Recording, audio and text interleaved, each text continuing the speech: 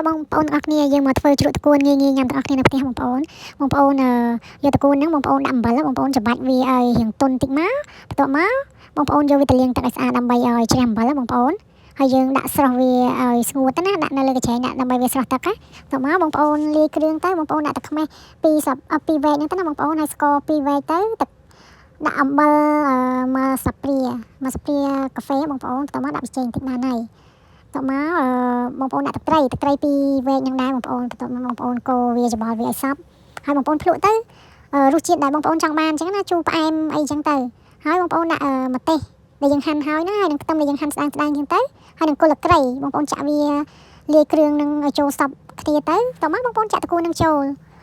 ហើយបងប្អូនកូរច្បល់វាឲ្យសព្វឲ្យចូលជាតិគ្នាទៅបងប្អូនភ្លក់ថា